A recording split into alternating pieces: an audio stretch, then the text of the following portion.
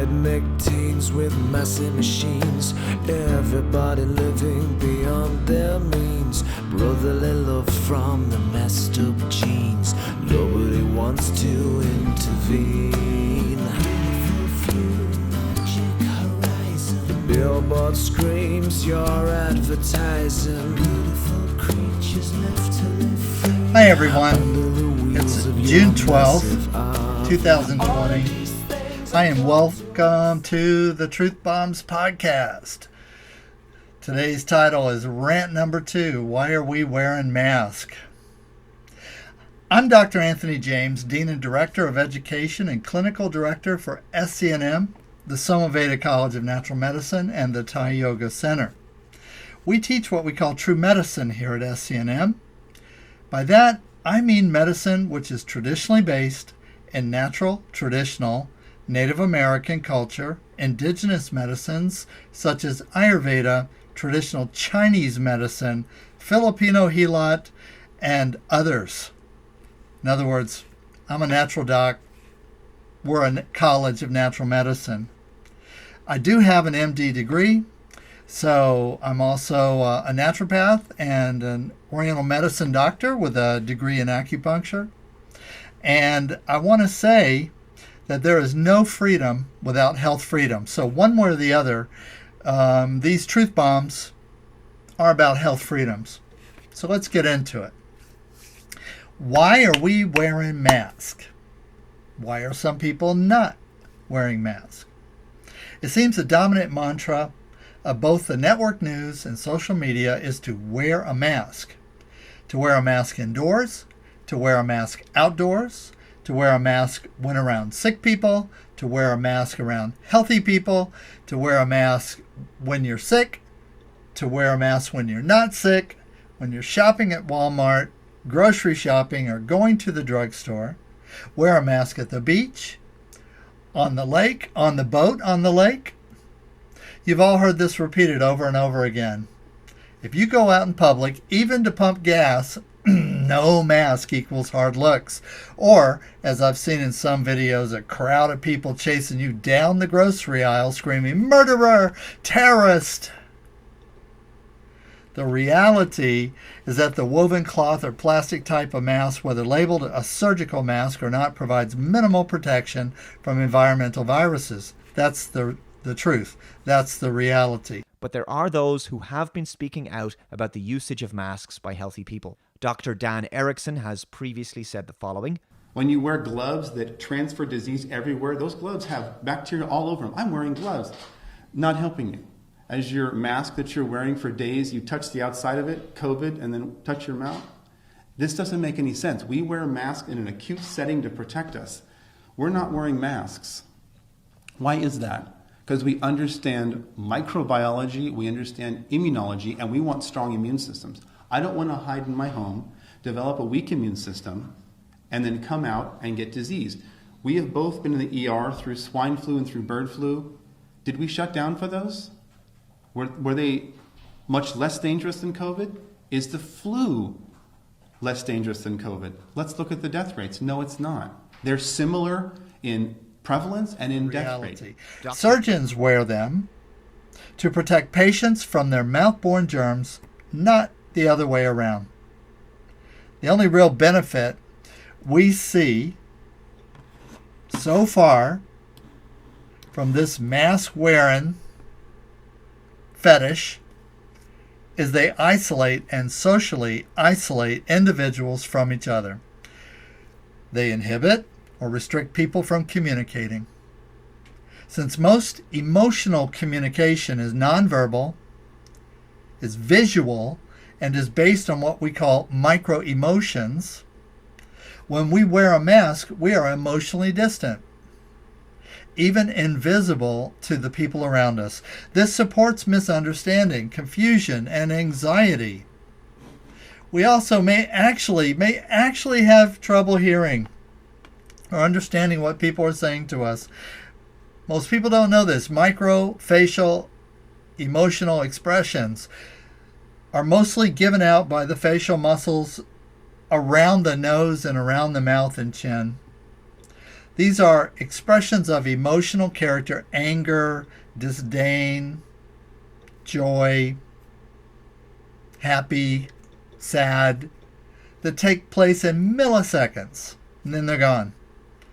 If you really want to see them, you have to take a course, and you have to learn how to see them, or you have to watch a person speaking in extremely low speed, and then you can see all the of the micro emotions, which are actually visually being taken in, are being interpreted through your neocortex into information to support or deny what it is that the person is saying to you. It's your own internal lie detector, would be another way to say it. Masks completely take this out of the picture.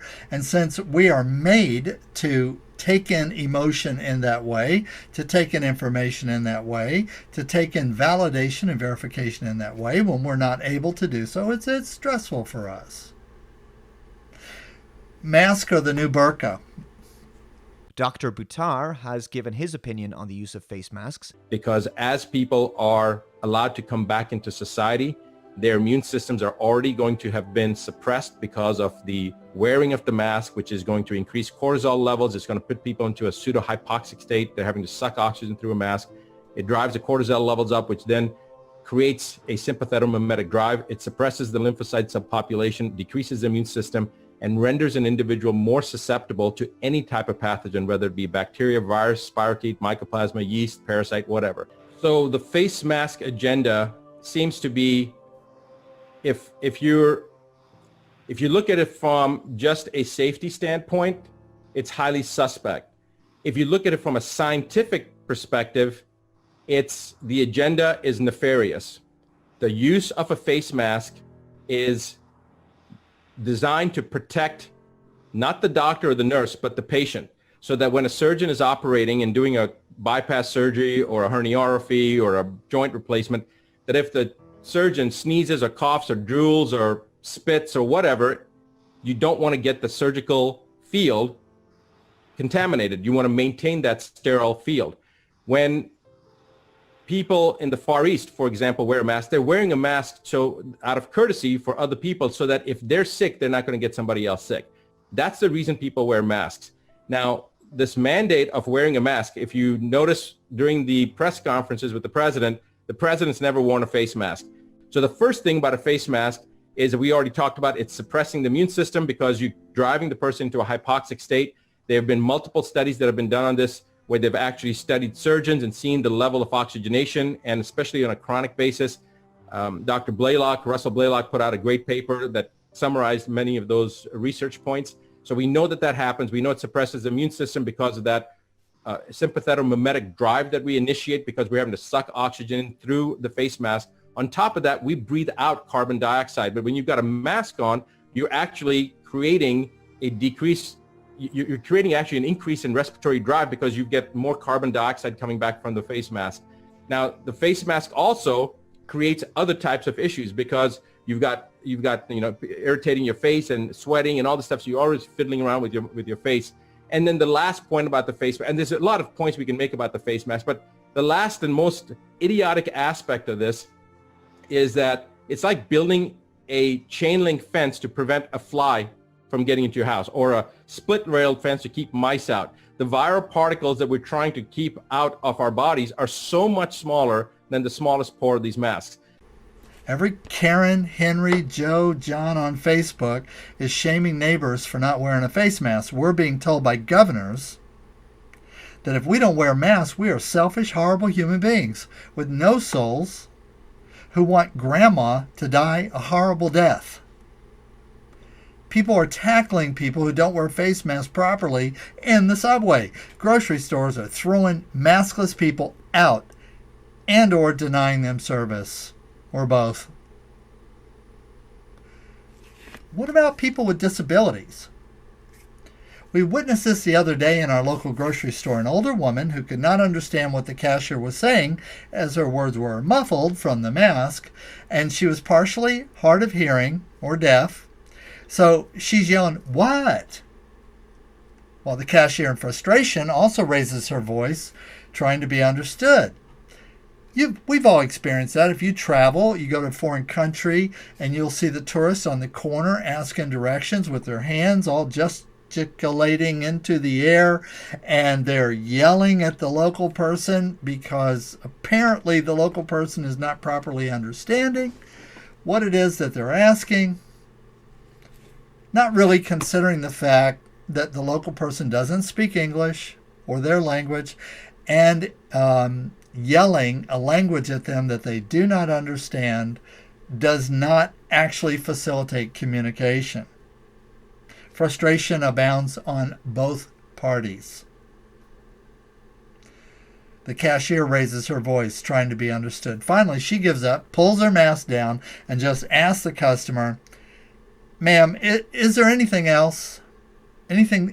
Have you gotten everything that you need? Is there anything else that you need?"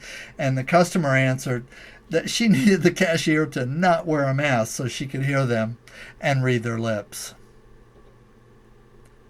Has anyone discussed with you the impact of masks from the point of view of persons with disabilities? I bet not.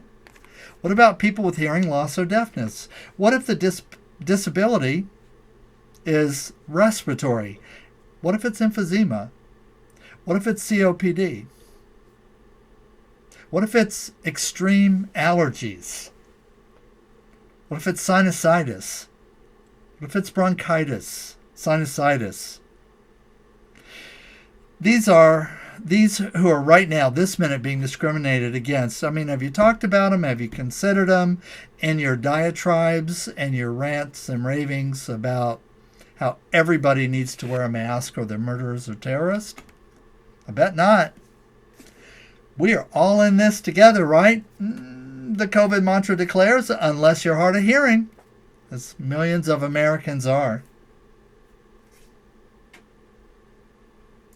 Mandatory enforcement and laws which mandate the wearing of masks publicly is a violation of civil rights and personal autonomy of yourself and body. Whatever happened to my body, my choice? No means no. Whatever happens to my body, my choice? That even went to the Supreme Court in a certain case about women's rights to be self-determining in their own health. That's gone. You have no right to wear a mask in public because you could make someone sick. You have no right to not socially distance because you could make someone sick. You have no right to travel freely from your home because you could make someone sick.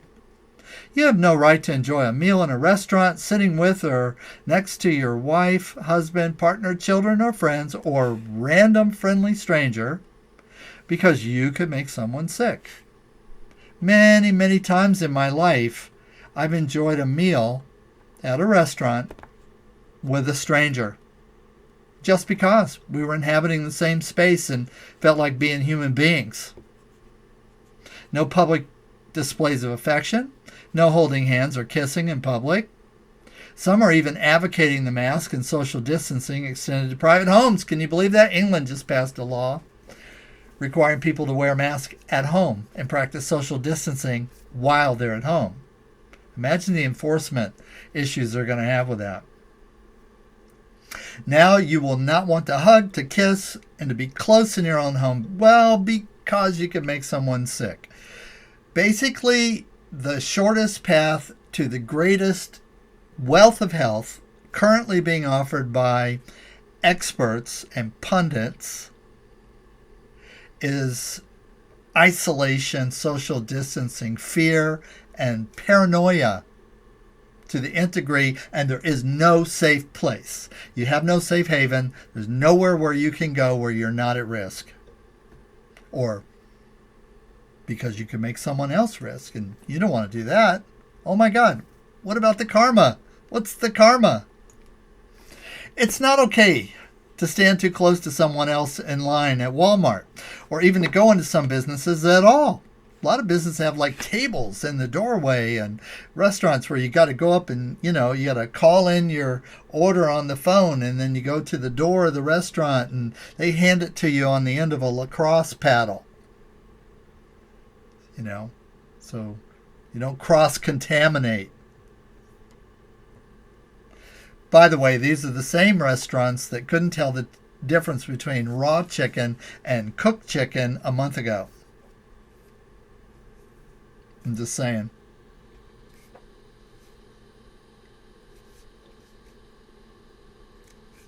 You can make someone sick. That is, unless you're protesting, rioting, looting, mobbing, stealing, assaulting, acts of arson, threatening, or public displays of dancing, or otherwise engaging in civil disobedience, whether peaceful or violent, or mostly peaceful, or not too violent, in somebody's estimation. Apparently, the virus knows when you're looting and when you're not.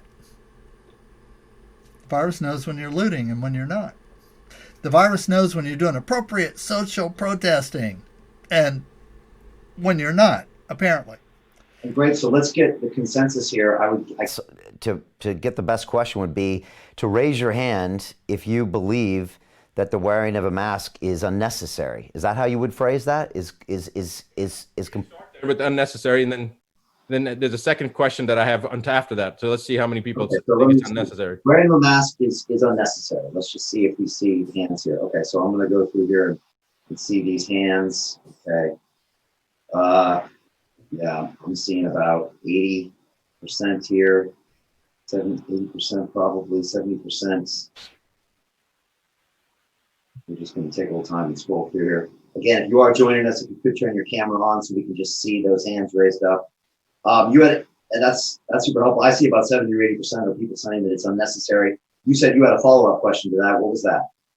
Well, my follow-up question would be how many people concur that it actually is contributing to the suppression of the immune system, that's actually making people sicker by wearing the mask? Not that it's not necessary, that it's actually making it worse. Okay, hands up if you do. And I see Dr. Grant and Dr. Schmidt, and there's quite a few people here. All right, hold your hand. If you just keep those up, we're just going to scroll through those. Wow, okay, so quite a lot of people saying it's worse. So notice what, like Dr. Wells, for example, he didn't raise his hand when it said it wasn't necessary, but he raised his hand when he said that it's detrimental. So some of the people that didn't raise their hand when we asked the question if it's not necessary, they were waiting for that next question. So they were anticipating that somebody's going to ask that it's worse. That's even more important, Brian. So you follow what I'm saying? The logic? So basically, we've got probably 80-90% of the doctors here saying it's actually more harmful for you to wear a mask. That's what I'm seeing. Which is the opposite. I've only seen two hands that have not gone up. Yeah.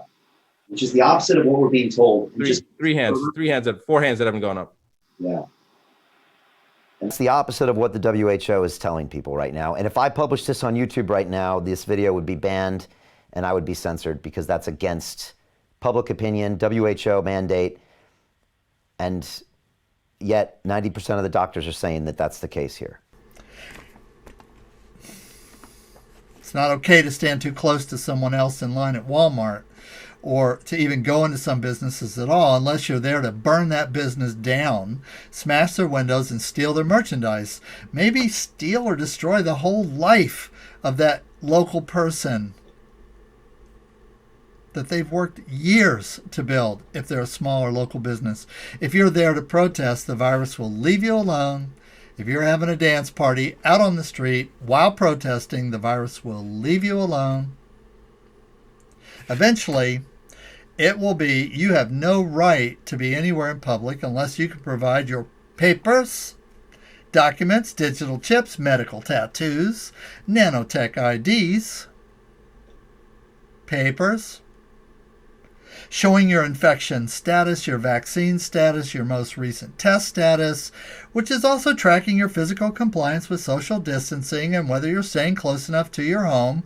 Most of this tech already exists. Think kindler, gentler ankle monitor. Think of smart ankle monitor. An ankle monitor with smart medical reporting. An ankle monitor that can take your temperature. That maybe even can guesstimate vascular perfusion. What about the curfews and the proposals for wider expansion of curfews? You will need to be off the street after sundown, 8, 9, or 10 o'clock, whatever it is in your local jurisdiction. Some places in the U.S. already have curfews and have curfews in effect right now for your own safety because you could make someone sick. And or it's utterly not safe because good people are out exercising their rights of free speech in protesting stuff.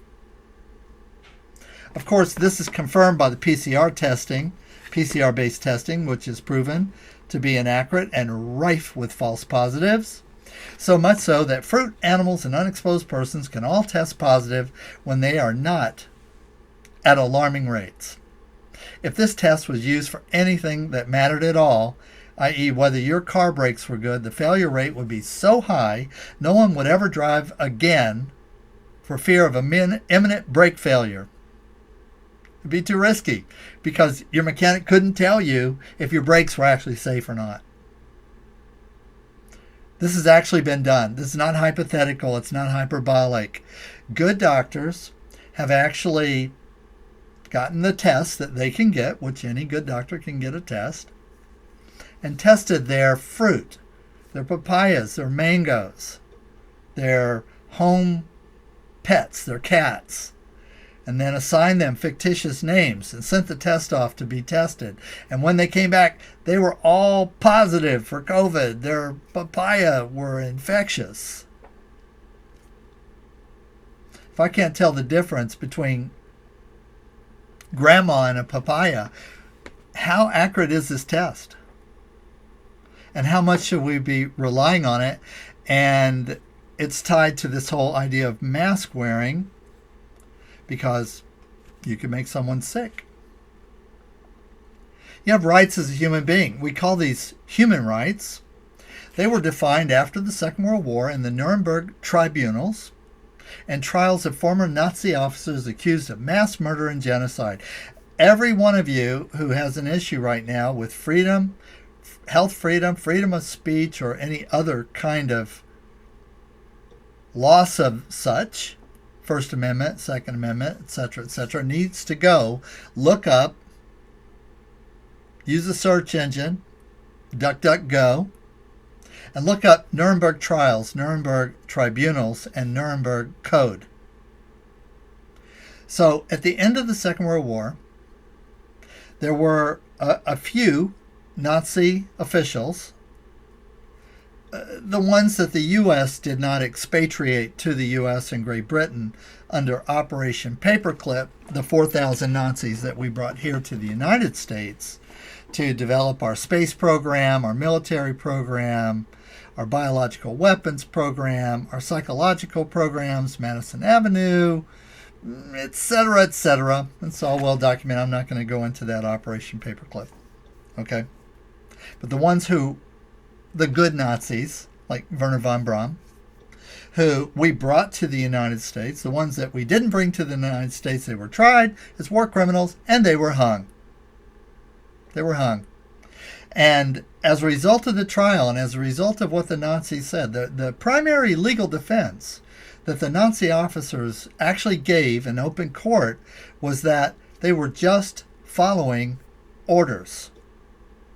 And since the orders were under the guise of a medical necessity, because most of the high-ranking Nazis were also medical doctors, again, historical fact, they used medical terminology and medical rationale for almost everything. And so the officers who were tried passed it on. They said the reason why we did these atrocities, which we didn't think they were atrocities because at the time the medical doctors told us they were absolutely necessary for the safety of all humanity. We were just following orders. And the Nuremberg Tribunal determined that that was not sufficient answer for crimes against humanity. And it wasn't just about the Jews. The so-called Geneva Convention was ratified as a result of the findings at Nuremberg. And yes, The U.S. was and is a signatory of the Geneva Convention. In fact, we were there at the Nuremberg trials. We actually organized them. How far have we come? You have a right. You have a right to maintain your personal dignity. The forced, coercive, mandated mask-wearing agenda is a monstrously authoritarian, unscientific, and not medically justifiable. It is sadistic. People who wear masks do not realize that they are submitting themselves to tyranny and fear, and they're presenting themselves as mindless drones or branded sheep, i.e. sheeple. I want you to think about this. So one of the policies that the Nazis implemented at a certain point, after they had achieved their control of society, was they mandated that clothing, accessories should be worn by all undesirables. In other words, Star of David or some other symbol to show on your clothing as a patch or as a silk screen or some other type of designation that you had to, in a large symbol, designate that you were undesirable. And it was under a medical program which had determined that undesirables, including Jewish people, were vectors of contagion, and that they had to be identified in public so that you could maintain social distancing, so you would not be subject to the contagion of the infectious disorders that were carried by the undesirables. Most people think the Holocaust was perpetuated against just the Jewish people, and of course, that's not true. You have a right to maintain your personal dignity.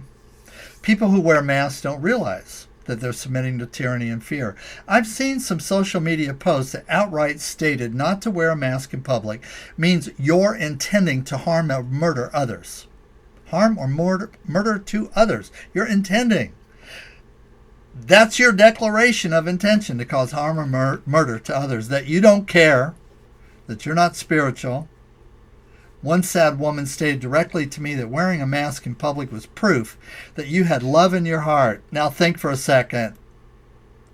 Wearing a face mask, a piece of fabric, could be artificial, could be plastic, and covering your face, hiding your face, as mandated by the government and various so-called health services, was proof of your love, care, and compassion. While not wearing the government mandated prescribed proper clothing accessory in public was proof of low character, intent to cause harm to others, and a billboard announcing whether you were a good person or a bad one. I mean, think about it. A clothing accessory that is considered legal proof, a declaration of intention to murder and harm people, and proof that you're a person of low moral character because you're not wearing the appropriately mandated accessory clothing.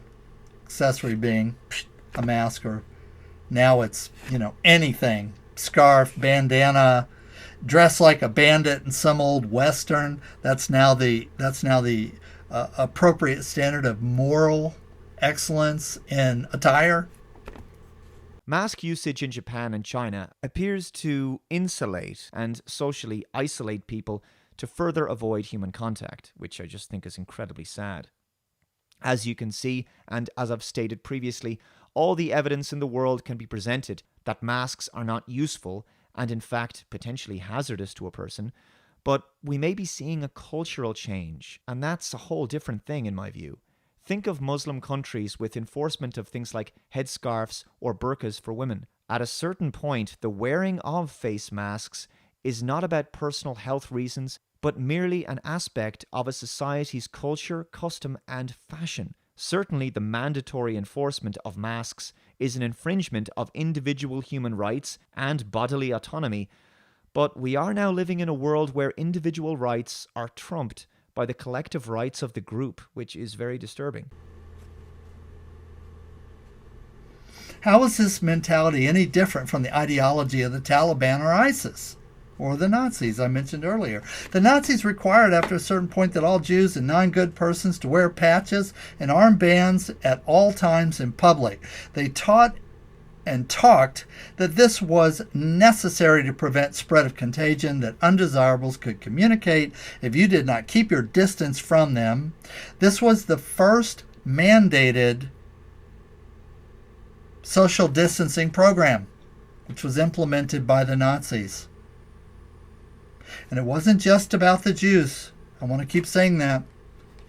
If you don't believe me, go to a Holocaust museum and see that there were also millions of non-Jews, Christians, Catholics, Buddhists, Hindus, Zoroastrians, atheists, agnostics, brown, yellow, green people, women who were non-compliant with their husband's idea of their womanly duties as a wife, who were all put into treatment.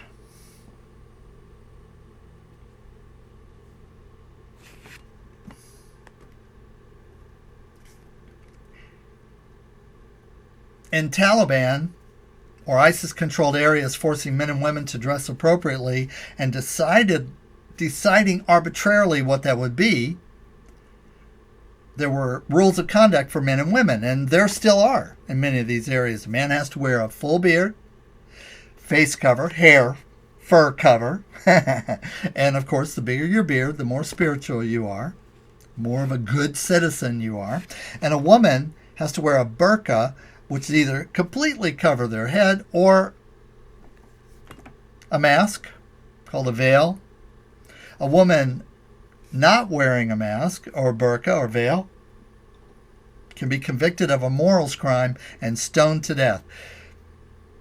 She's not stoned to death just because she isn't wearing her veil. She's stoned to death because the overt act of intentionally not covering her face is proof of a moral ineptitude, a moral deficiency that is so severe that it's contagious. And so for the betterment of the society, these people have to be taken out of the society. And of course, in the most violent, vicious, malicious, and demeaning way possible, so that it acts as a deterrent for other people who might have a second thought. Wear a mask, be stoned to death. I guess I'll wear a mask. Wearing a mask also a symbol of subservience and slavitude. In the past, when we heard of these things, we were outraged and yelled, atrocity, crimes against humanity. We have to stop them. Now, there's no more of that. I have heard and seen discussions of holding centers being set up to remove non-compliant and or suspect persons for mandatory involuntary quarantine. I've heard that. People think it's far-fetched. I don't. Not anymore. The PRC, or the People's Republic of China, for example, are a model for many things having to do with social, like this whole thing, mass social distancing, curfews and shutdowns, lockdowns and military control of all of the above, or militant control of all of the above, comes from China. China calls these holding centers, quote unquote, not prisons. That's got a negative connotation, but medical re-education camps and facilities. So, for example, in China today, right now, this minute, today, you could be sentenced to one of these facilities, forget COVID, you could be sentenced to one of these facilities with indefinite detention for simply being accused of practicing an unauthorized health practice or exercise such as Falun Gong, Tai Chi, or Qigong, health maintenance and health development and meditation. Really dangerous things. Once assigned to a detention center, you're labeled as a possible terrorist. And most people who are sentenced to these medical facilities for re-education are never seen again. It's indefinite detention. Very, very few people live to talk about their time in these Chinese medical detention centers. 3 months ago, I would have sworn nothing like these behaviors could be possible, and the loss of civil rights and liberties so egregious were impossible. At best, a dystopian fantasy of some post-apocalyptic scenario as from a Philip K. Dick novel like The Man in the High Castle. Have you guys seen that? If you haven't read the book, look for it. It's on Netflix or Prime or something like that, The Man in the High Castle. But here we are, and the center is not holding. And yet here we are. Millions of people are wearing masks because they bought a false narrative perpetuated by lies, misinformation, and deception. Professor Delores Cahill has said the following. If people actually have the symptoms, they should wear a mask. But if you're like me, you had it, there is no need to wear a mask. But what a mask does, it's entirely the wrong thing. It actually reduces the oxygen supply to you. So it actually, everybody has latent viruses within their body. And because you're under oxygen stress, it allows viruses that were latent, because you're under stress, it decreases your immune system. So there is no need for wearing masks, only if you have symptoms. And if you have symptoms, you should just stay at home for the week, and then you will be immune. Professor Judy Mikovitz has also said this. Wearing the mask literally activates your own virus. You're getting sick from your own reactivated coronavirus expressions. And if it happens to be SARS-CoV-2, then you've got a big problem. This lie was spread, pardon the pun, using what I call carrot and stick propaganda. The carrot is to do it because someone we don't know might get sick. The stick is if you don't do as you're told, i.e., non-compliance will not be tolerated, resistance is futile, Borg reference. With the exception of mass protests, looting, rioting, arson, gang assault, thievery, dancing in the street, as I previously stated, men with guns. Formerly I would have said police, but once the police are defunded, disbanded, it will be your democratic millennial neighbors. Men with guns will force your compliance against your will using threats of incarceration and coercion tactics. Threats to put you away, put your family away, take your children away, or all of the above. And of course, the people doing this are going to be these by the hour paid trace, TRACE, contact tracers. Part of the government incentive to get people back to work is going to be to hire them to do contact tracing facilitated by technology. And, with their, hour or their weekend of medical training, they're going to come to your house, knock on your door, and they're going to determine medically and legally whether you're a risk to the public or a risk to your family. And then they're going to have the legal right to remove you from your home, HR 6666.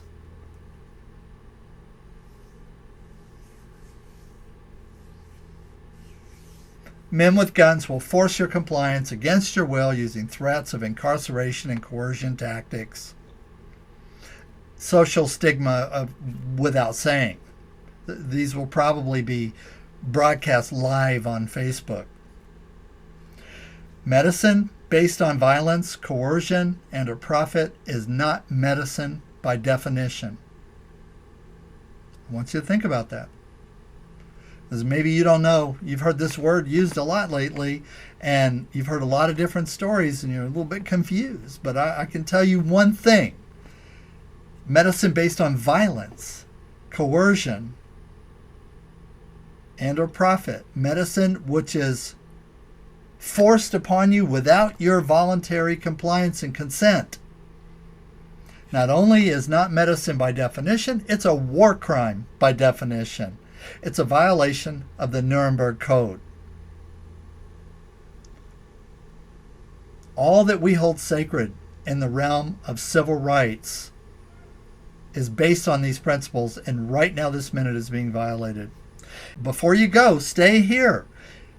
I want you to hear what some other doctors have to say on the subject of why are we wearing a mask. And then I'm going to give you something at the end of this, or access to something at the end of this video that could be helpful for you as well. And I'm certainly at the very least going to give you a copy of this transcript. Okay, God bless, and I'll see you at the end of this video. And here, let me tell you the motivation that I have for doing this, okay, Brad? I heard a story about a father walking out of a Costco with his son, with 4 or 5-year-old son. And the son's face mask fell to the ground. And the kid fell to his knees and started wailing, started crying, like almost screaming. And the father said, "What's wrong? What's wrong?" And he said, "My face mask fell off." And the father says, "Just put it back on." And he says, "No, I'm going to die." This is what the psyche of a child is being faced with because of the misinformation and propaganda that's been perpetuated for an illusion. We as parents hold a responsibility to make sure that we lead our children into the future, and we have to guide them. We have to make sure that they're not motivated by fear. But if you're walking around with a face mask, you're motivated by fear, and you're teaching your child to be a sheeple, and that I just don't have any tolerance for. Yeah, not to mention, it actually puts them in harm's way. Absolutely puts them in harm's way. It causes an entire chain reaction. You're causing hypercapnia, which means you're breathing in more carbon dioxide because you can't ventilate it. You're restricting oxygen flow, so that makes you go into a hypoxic state. And of course, numerous studies have been done to show the hypoxic state that's induced by wearing a face mask. Even in surgeons and nurses, they've done these studies and seen a reduction in oxygen levels. Not to mention then you drive your cortisol up because you're sucking air through something that's resisting the flow of air, i.e. the mask.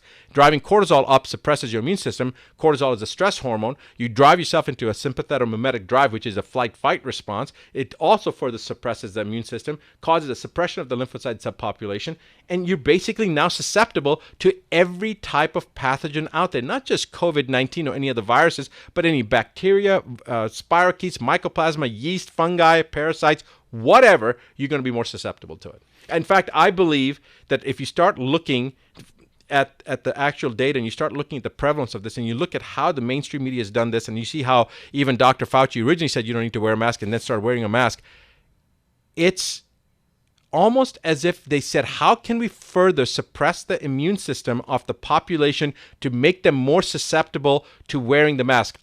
Let's make to the COVID-19.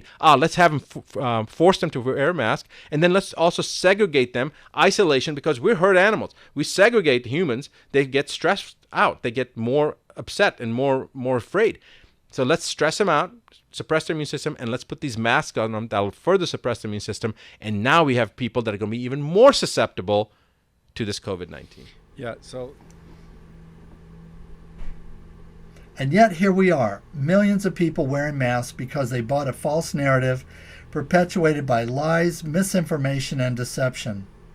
This lie was spread, pardon my pun, by using what I call the carrot and stick propaganda. The carrot is to do it because someone we don't know might get sick. The stick is if you don't do as you're told, non-compliance will not be tolerated, resistance is futile, with the exception of mass protests, looting, rioting, arson, gang assault, thievery, dancing in the street, as I previously stated, men with guns. It used to be police. It's not police, because if the police are defunded and disbanded, it will be your millennial democratic neighbors with guns. Dollar an hour contact tracers under a federal contact trace program, HR 666. Men with guns will force your compliance against your will using threats, incarceration, and coercion tactics. Medicine based on violence, coercion, or profit is not medicine by definition. Medicine which is involuntary, non-consensual, non-informed, is not medicine by definition. Even the poster child, Idiot Savant, because he predicted the pandemic in 2017, we asked the question, how did he know? He happened to own the lab where the suspected release, didn't own it, but he funded it. He said in 2017 they were going to mess up and there was going to be a pandemic in 2017. How did he know that? Dr. Anthony Fauci stated there's no reason to be walking around with a mask on the 60 Minutes show, March 8th, 2020. You're an individual with rights. Act like one. God bless. Nobody wants to intervene. The billboard screams you're advertising. Beautiful creatures left to live free under the wheels of your massive RV. All of these things I've come to accept, the quick and the slow.